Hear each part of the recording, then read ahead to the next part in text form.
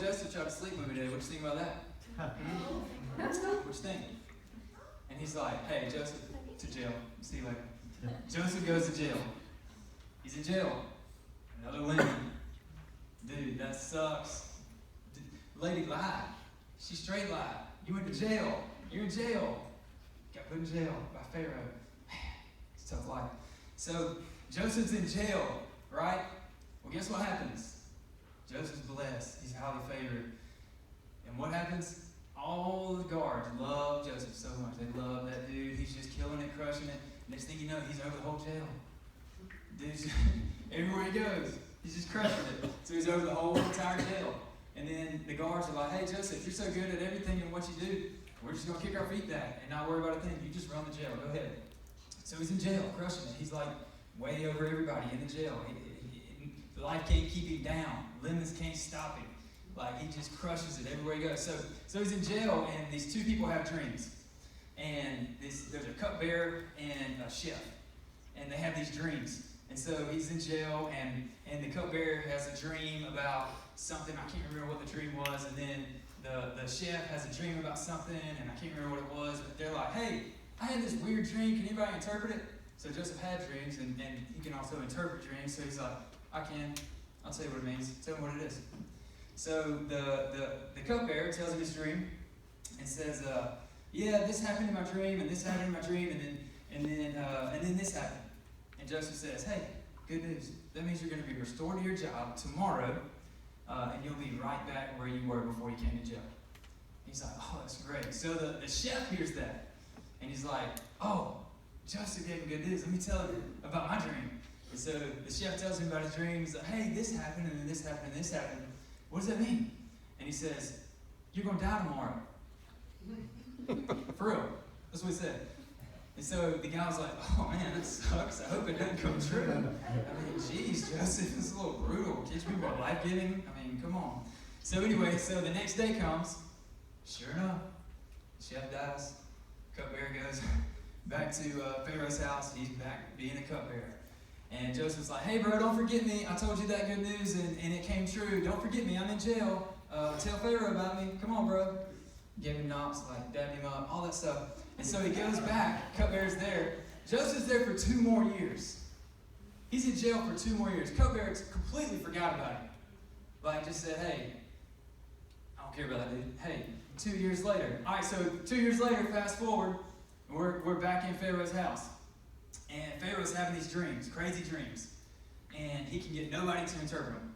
He's having dreams about, like, 7 skinny cows and 7 fat cows that are doing some crazy stuff, coming out of the river and stuff, and nobody can interpret them. And Pharaoh's like, he summons all the magicians, all the whatever they got in Egypt at that time, and nobody can tell him what's going on. And so the cupbearer says, oh my gosh, I just remembered about Joseph. He interpreted my dream. He says, hey, Pharaoh, there's this dude in jail that interpreted my dream. I bet he can do it. He did mine, and it came true. And so Pharaoh says, bring him in. So they bring Joseph in. And Joseph's like, Pharaoh, my boy, what's up? Long time no see. I'm back. And so he comes back. He's back. And he's like, hey, here's my dream. So these 7 skinny cows, something happens. And then 7 fat cows, something happens. And they're coming out of the river. And it's really freaking me out. What's going on, Joseph? And he says, hey, there's going to be 7 years of famine. Or there's going to be 7 years of plenty. And then there's going to be 7 years of famine. And so here's what you need to do. In those 7 years of plenty, you need to store up as much stuff as you can, as much food as you can, all the grain, wheat, and barley. They were totally not gluten-free back then. So they stored up everything that they could in these huge storehouses all over Egypt, like everywhere. And guess what? He said, you're in charge, Joseph. Go for it. So he went from jail, he went from sold in slavery to top, put in jail to top of jail, to put in place second in command over all of Egypt, right under Pharaoh. Come on. And then on top of that, the story gets even better. So the dream comes true. It takes 7 years. He stores up all this stuff.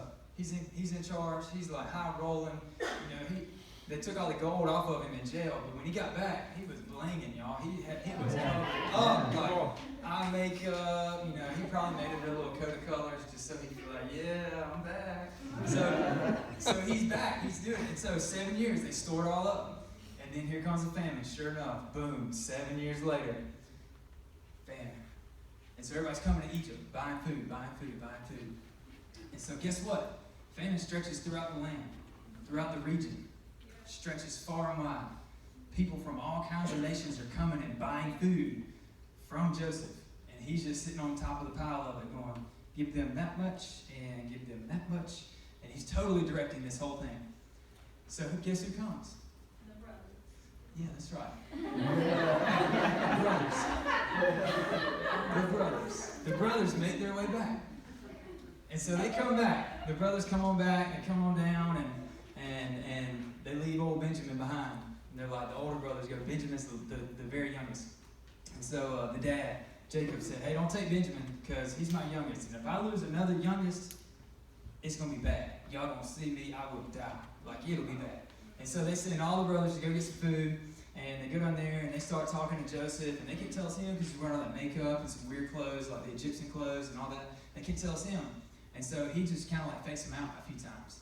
And so like they come and they want some food. And he's like, sure, take it. And they pay you money. Well, then he tells the servants, like, put the money back in their bag and stuff it in there. And so they get like halfway back home. And they're like, oh my God, we got the money. They're going to kill us. They're going to think we didn't pay. So they turn around. We got to take this money back so they don't kill us.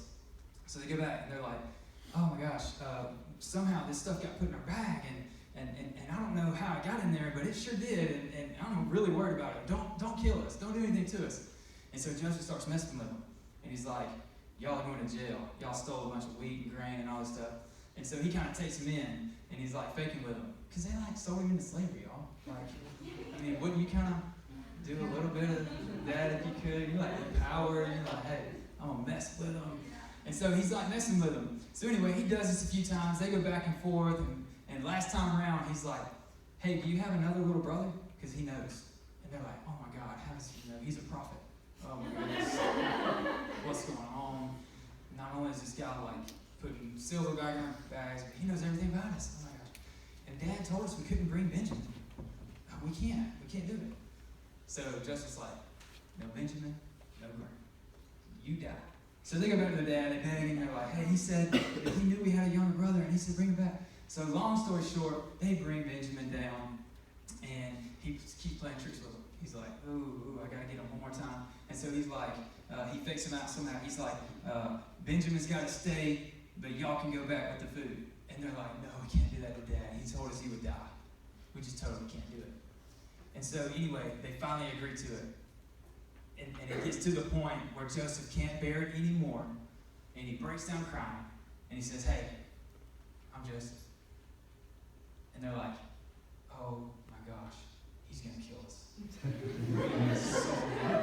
Slavery. This dude has been messing with us. And now he's going to kill us. Oh no. But he doesn't. He doesn't kill him.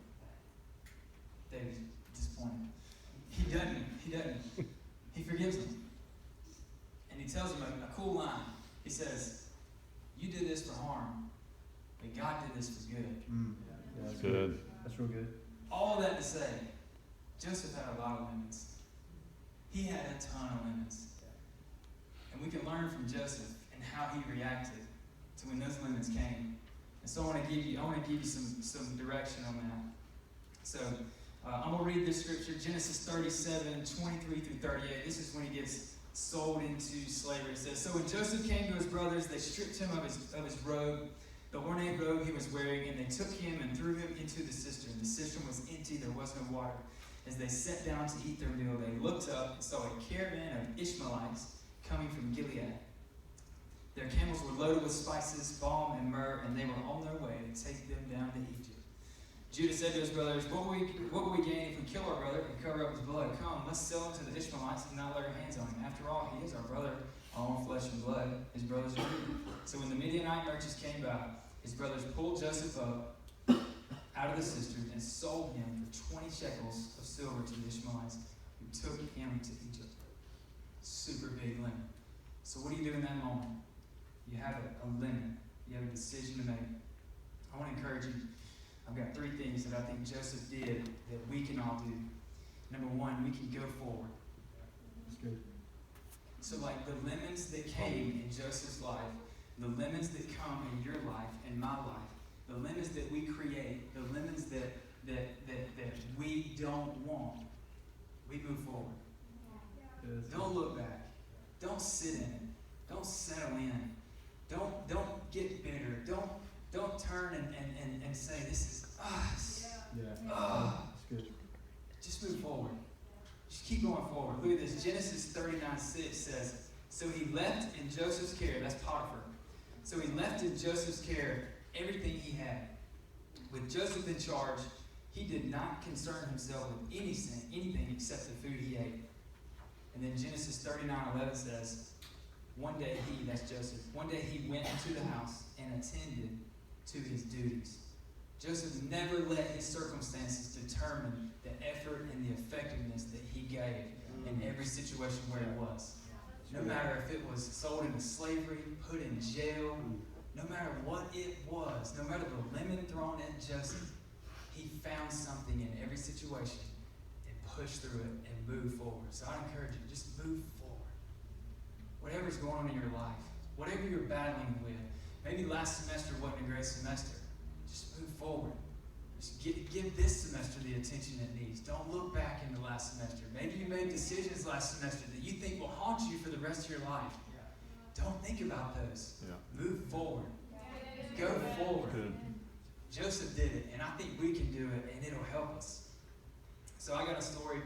I actually attended University of Alabama for 2.5 years. Y'all know where I finished at. You know where I finished. But let me tell you what happened. You'll be happy. All right, so I attended U of A for 2.5 years.